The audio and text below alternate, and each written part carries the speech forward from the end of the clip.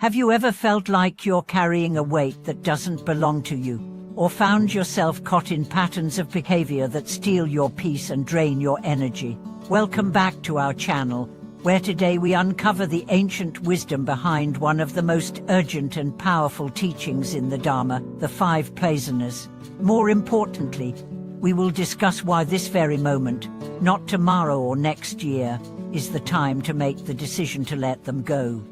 The five poisoners, greed, anger, ignorance, pride, and jealousy, aren't just emotional states. They are deeply embedded distortions of perception that cloud our awareness and block the natural flow of compassion and clarity. But the good news is this: you don't need to be perfect to be free. You just need to be willing to see clearly and to choose differently. In this video, we'll walk through stories of transformation, insights from venerable teachers, and tools that empower you to make this shift, not one day, but today. Right now.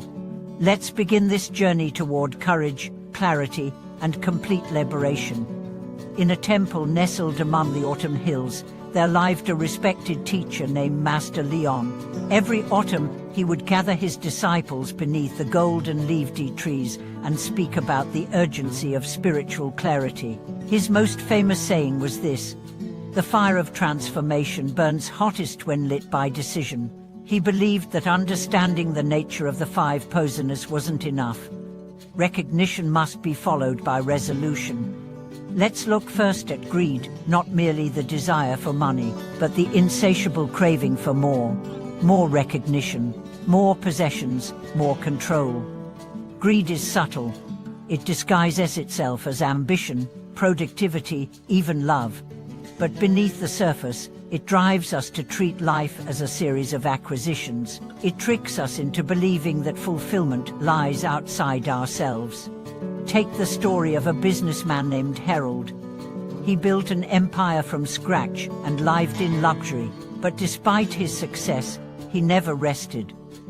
He feared losing status, feared being overtaken, feared being forgotten. His family barely knew him. His health crumbled under stress. One day, at a meditation retreat, he was asked a question that shattered his illusion. If everything was taken from you today, what would remain? Harold realized he had spent decades chasing shadows. He began simplifying his life, donating his wealth, mentoring youth, reconnecting with his estranged children. For the first time, he felt light. Greed had not been destroyed through austerity, but through the joy of enough. His freedom came the moment he decided he would no longer be owned by what he owned. Now let us explore anger. Unlike greed, which pulls, anger pushes. It lashes out when we feel threatened, unseen, or disrespected. Yet it often masks deeper pain, grief, fear, or abandonment. Many people, especially those in positions of strength, use anger to protect wounds they've never dared to touch. Consider Amelia, a high school principal, admired for her discipline, but feared for her temper. Her staff walked on eggshells. Her students obeyed, not out of respect, but out of fear. After years of this, she attended a silent retreat, where she was invited to sit with her earliest memories of rage. What surfaced surprised her not scenes of injustice, but of loneliness. She had grown up unseen, her emotions dismissed. Anger had become her armor. Through daily loving-kindness practice, Amelia began sending compassion not just to others, but to her younger self. Her demeanor softened. She started listening more, speaking less, and creating an environment of trust instead of tension. She realized the decision to release anger wasn't a betrayal of her strength, it was its refinement. Ignorance is perhaps the most invisible of the Paisanas. It's not the absence of information, but the refusal to look. It manifests as spiritual laziness, denial, and disconnection. It keeps us locked in surface living, chasing trivial things while ignoring our deeper needs. But once exposed, it can no longer survive. James, a tech developer, lived immersed in data, logic, and screens. He prided himself on being rational and dismissed spirituality as sentiment. But when his father died unexpectedly, James found himself shattered. No algorithm could explain grief. He stumbled upon a book about mindfulness and reluctantly attended a weekend meditation course. There, he experienced silence, not just external quiet, but the kind that reveals what you've always run from. Tears poured from him, not just for his father, but for years of numbness. He later said, "The scariest part of waking up was realizing how long I had been asleep." But that awareness lit a fire. He began studying Dharma seriously, practicing daily, and mentoring others like him. His ignorance dissolved not through study, but through willingness. Pride is tricky. It convinces us that we are better than others, or that we don't need help. But pride is often a defense against shame. It builds walls that keep others out and our true selves hidden.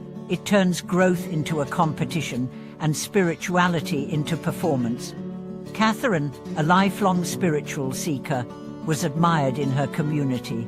She led meditations, gave talks, and was often praised for her wisdom, but secretly, she felt hollow. Her practice had become a performance. When a younger teacher challenged one of her talks, she felt exposed and furious. Instead of lashing out, she reflected.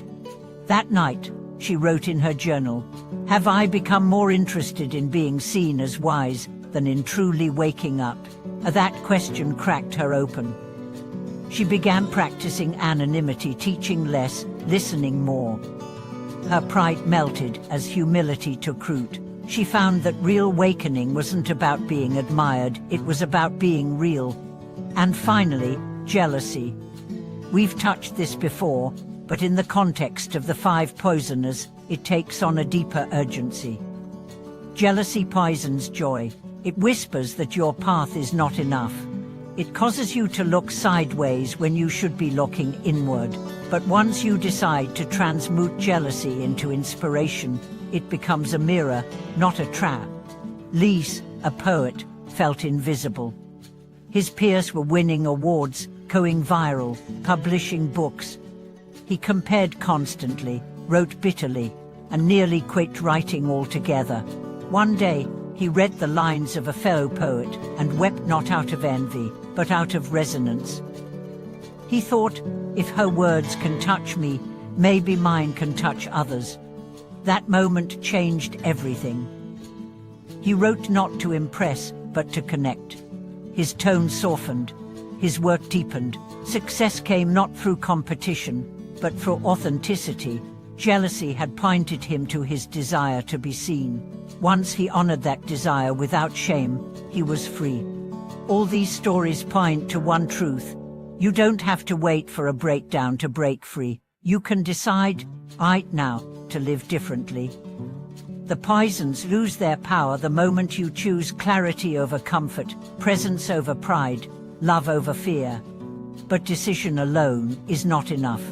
It must be followed by practice, daily commitment, reflection, support, and above all, compassion for yourself as you stumble and rise. Freedom is not a finish line. It's a way of walking, a way of choosing, moment by moment, to return to what is real. Master Leon once said, "The poison is not in the world, it is in our forgetfulness." And so, every time you remember who you are, remember what matters, remember that peace is possible, you take a step toward freedom. Thank you for watching this video. If any part of this message touched your heart or reflected your experience, let us know in the comments. Subscribe, share, and walk with us as we journey through the inner landscape together. Until next time, stay awake, stay kind, and stay free.